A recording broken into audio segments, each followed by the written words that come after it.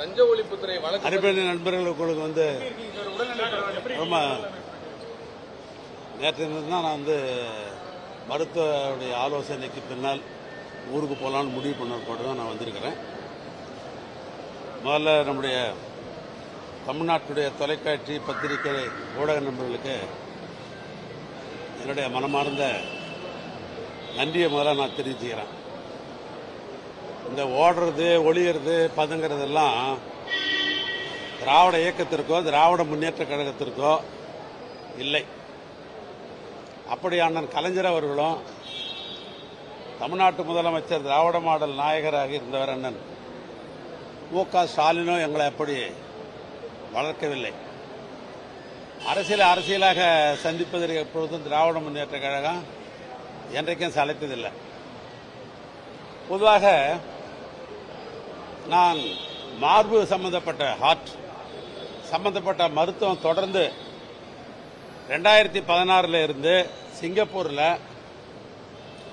Mount Elizabeth hospital doctor Jayarama லிங்க விநாயகர் அங்கே இடது டிபார்ட்மெண்ட் அது அவர் தமிழ்நாட்டுக்காரர், கிட்டத்தட்ட 30 ஆண்டு காலம் அங்கே இருக்கார்.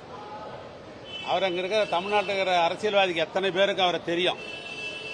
அவர் பெரும் உதவி செய்வார். யாருக்கு போனாலும் என்ன மருத்துவம்னாலும் உதவி செய்யக்கூடியவர். 2016 மவுண்ட் எலிசபெத் ஹாஸ்பிட்டலில் அந்த ஆஸ்பத்திரியில் ஆகஸ்ட் மாதம் 13ஆம் தேதி 2016 முதலா நான் மருத்துவத்திற்கு முதல்ல அங்கே போய் ஆற்று சம்பந்தப்பட்ட மருத்துவம் நான் பார்த்தோடைய வரலாறு இது பூரா இருக்குது, இதில் சம்மரி பூரா இருக்குது. இது 2016. ஆனால் தொடர்ந்து 2023